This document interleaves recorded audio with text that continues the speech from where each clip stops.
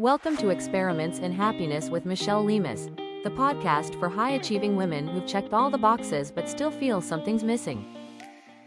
Welcome back to Experiments in Happiness, where we get curious about the science, psychology, and real-life messiness of building a life that actually feels good. I'm your host, Michelle, and today we're diving into a topic that hits close to home for basically every human on the planet, your inner critic. That voice in your head who just loves to point out every flaw, every risk, every what were you thinking moment. She shows up when you're about to do something new or big or vulnerable. And for a long time, I thought my inner critic was a problem I needed to eliminate. Silence, banish, block. But as it turns out, she's not a villain. She's actually trying to help. Wrong methods? Sure. Terrible bedside manner? Absolutely. But her intention is protection. And once I realized that, everything changed. So today we're going to explore what your inner critic really is, why she talks the way she does, how to stop letting her run the show, and how to turn her into a partner rather than an enemy. And yes, I've got a brand new experiment for you at the end of this episode that will help you create a healthier, more compassionate relationship with your inner critic. So take a breath, settle in. Let's get into it. We all have that inner voice. Some people call it self-doubt. Some call it perfectionism or imposter syndrome. I just call her my girl. My inner critic has a very particular personality. She's like a high-powered business executive. Big hair, shoulder pads, sharp voice. Think The Devil Wears Prada, and you'll have the image. And she means business. And she absolutely loves giving me unsolicited feedback, especially when I'm about to do something brave. She'll be like, "Really? You think you can do that? Let's not embarrass ourselves, okay?" But over the years, I learned something surprising. She's not here to ruin my life. She's here to protect me. Your inner critic is built from old experiences, childhood conditioning, cultural expectations, social rejection you want to avoid. Her job is to keep you safe, emotionally safe. And in her mind, safety equals don't stand out, don't risk failure, don't upset anyone, don't be seen too much, which means she comes online the moment you try something new, like apply for a new role, raise your prices, share your story, post online, say no, set a boundary. She jumps in like, hey, this could go terribly. Better play small so we don't get hurt. It sounds harsh, but it's fear speaking. And fear is just love in disguise. She doesn't hate you. She loves you so much that she's willing to inconvenience you, limit you, and hold you back to keep you emotionally safe. The problem is she's using outdated data. She's still protecting 8-year-old you and 12-year-old you. The younger version of you who internalized beliefs like, if I'm not perfect, I'm not worthy. If I fail, I'm a failure. If I'm visible, I'll be judged. If I speak up, I might be rejected. That younger version needed protection.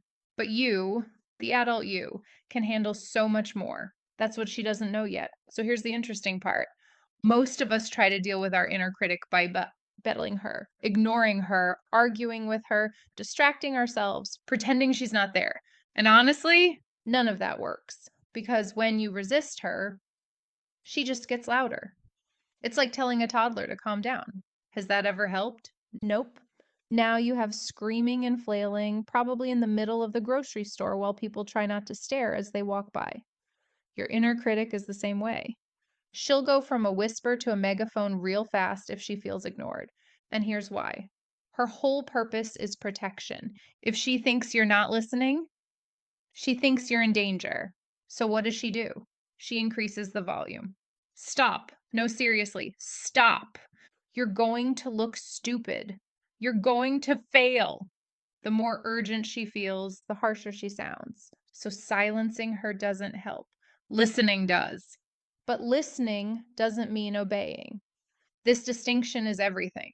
Listening means acknowledging she's there. and letting her know you've got the wheel. You can say, "Thanks for looking out for me. I hear you. And I'm choosing to move forward anyway." When she feels heard, she relaxes. She stops screaming. She settles into the back seat. She's still there. She just isn't driving.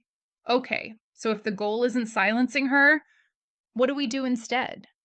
We build a relationship with her. Here are 5 practical steps you can start today. 1.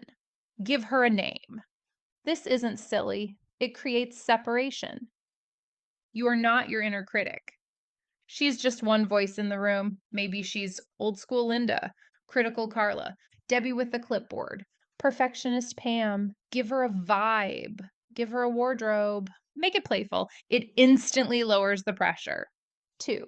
Thank her for trying. This sounds counterintuitive, but it works. She's trying to help, just doing it clumsily. So you can say, "Hey, thank you for trying to protect me." That alone calms her down. 3. Ask what she's afraid of. Get curious. What are you trying to prevent? What feels risky right now? Is it failure, embarrassment, judgment, being seen? You might be surprised by what she says back. 4. Reassure her. This is where the relationship shifts. Tell her, "I'm safe. I know this feels scary, but I can handle it. I've grown. I'm not that little kid anymore. You become the adult in the room." 5.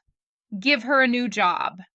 Critics love editing, but they're terrible collaborators when you're trying to create. So let her review after you've made something, not during. She's not fired. She's just been reassigned. When she feels valued and included, but not in charge, things change. She softens. She becomes wiser. She becomes a partner, not a bully. Okay, ready for your experiment? I call this one the compassionate critic experiment.